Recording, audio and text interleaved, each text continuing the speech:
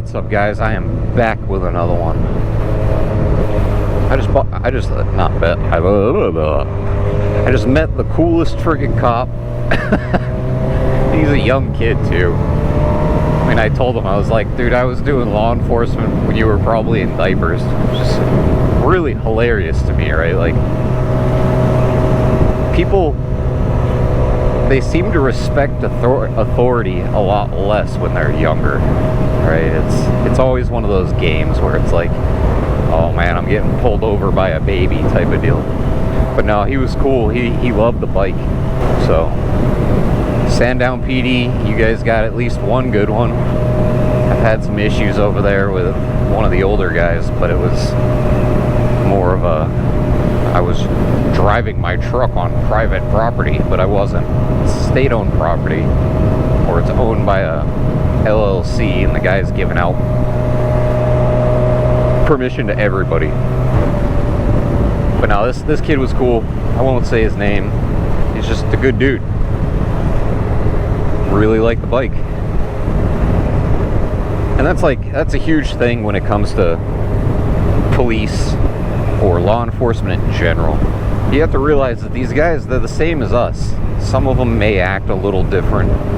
You know, some of them may take the authority side of things and, you know, pretend like they're high and mighty, but there's a lot of good ones out there, and there's a lot of guys and girls that do the job, understand that everybody's human and we all make mistakes. So there's that. One good one. Young kid, probably the youngest on the force. I bet he's the youngest, like 100%. Anyways, if I remember correctly, I told him that I do kind of a 1-year review of the CB. Now, it's not technically a year. August it'll be a year, but instead of talking about the shit that happened to me at work today, which I don't think you guys really care, it just sucked. It was just a shit day at work. People who I liked, who I thought were good people, ended up being kind of shit people. And I'm not one. In the military, we don't rat on each other. You know, we try to correct the problem first. Talking about the military. But we try to correct the problem first. It's the buddy system. We don't buddy fuck each other unless you really just want to be a buddy fucker, and then that's who you are. And you get called the rat, you get called the buddy fucker. Yeah, nobody likes that. But I tried to ease into correcting the problem. It's with older people. I work with older people, of course, and yeah, she's just set in her ways. So there's no correcting it anymore. That's what it is. So back to the 1000 stuff. That was my rant. The Cb1000, I love it. It's still just the greatest bike that I've ever ridden. You know, does it fall into the most comfortable bike? No. Does it fall into the fastest bike? No. But I'm not in it to do that crap anymore. I'm not in it to play the games anymore with, you know, if you like my bike, you like it. If you don't, you don't. You know, and you have to really like the design. Some people don't like this whole single side swing arm. I think it makes it super easy to fucking work on, to be honest with you. I just had the tire replaced, and the best part about it is it's on fucking lug nuts, dude. Like, you can't get any better than that. You don't have to remove the chain. You don't have to do none of the BS that the other bikes you have to do. You just take the lug nuts off, pull the tire off. It was quick, simple, easy. The other thing that I've fallen in love with is the fenderless stuff, or the fairingless stuff. Not fenders, but fairings. There isn't any, so you don't have to worry about taking fairings off. It's fast. It's fast enough for me. It's, I don't know, it's just an all-around good bike.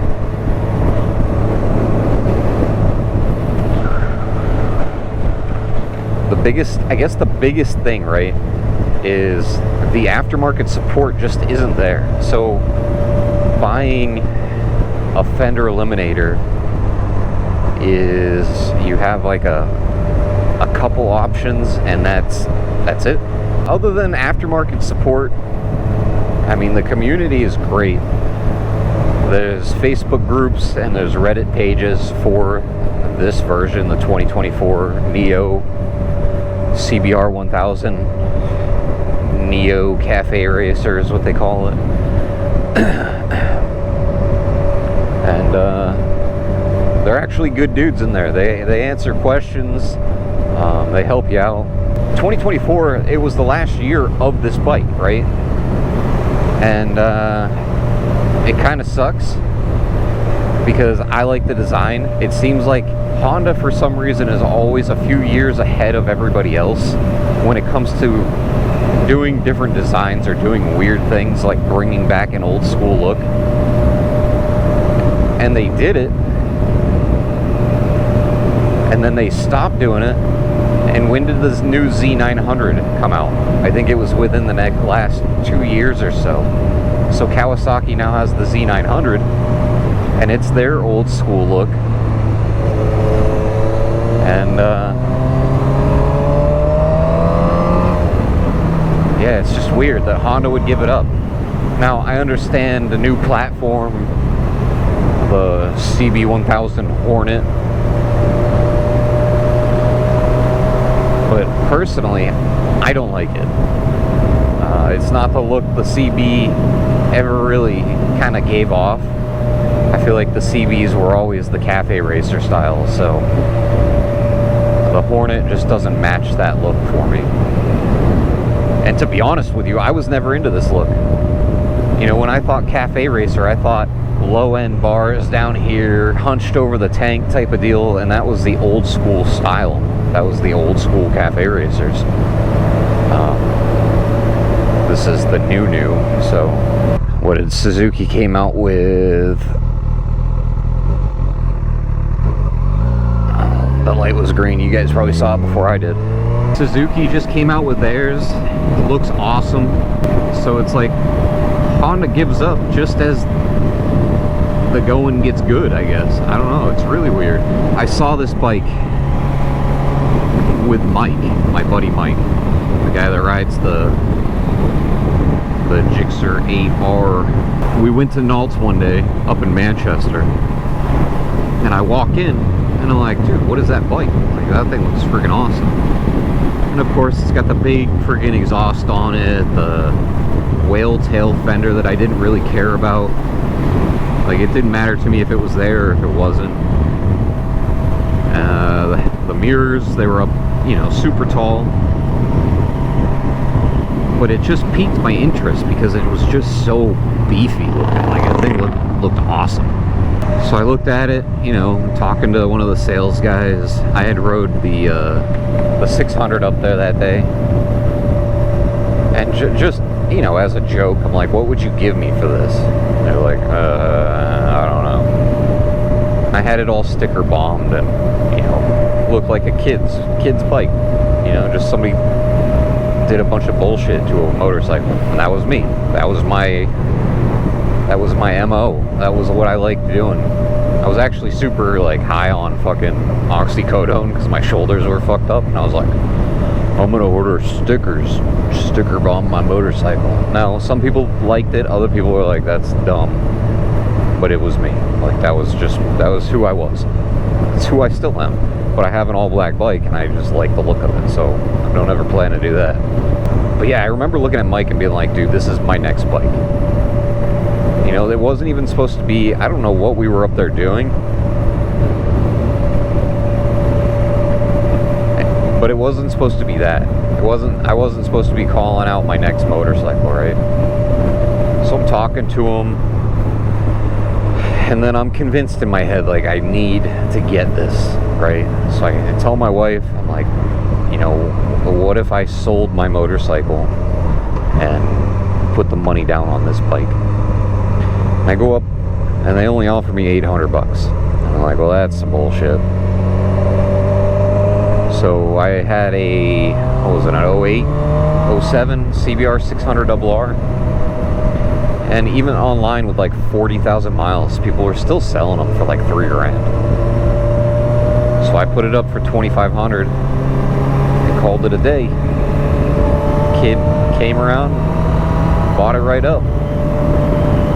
So there was something there, but I get it. You know, a dealership's got to make their money, and I got to get screwed in the end. That's just kind of how dealerships go.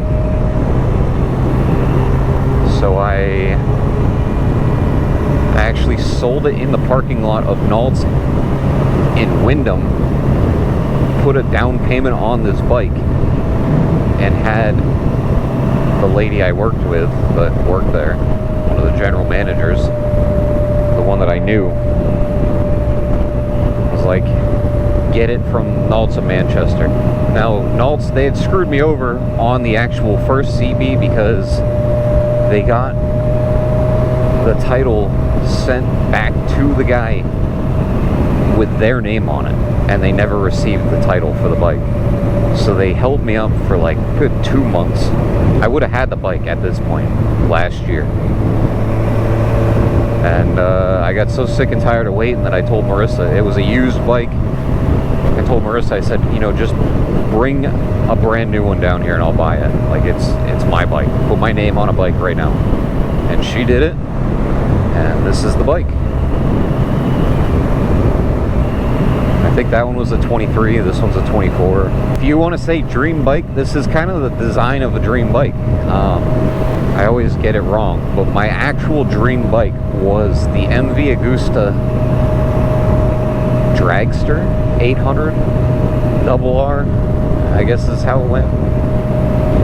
And it was such a sick bike, and like the spec was so on point. It was the red and white one, and it had the red rims with black spokes on it. Oh dude, it's just such a sick looking bike. But price range is way out of my price range. And, you know, I never even saw one in person, and I started looking them up, and people were like, oh, they're like tiny, you know, they're super stout, like short, stocky type of deal. So I wasn't gonna fit on that. I saw this bike, kind of reminded me of that bike. If this is my last bike, I'd be perfectly fine. If you guys want me to touch on anything else, let me know. But on that note, hit the thumbs up, comment down below, subscribe, and I will see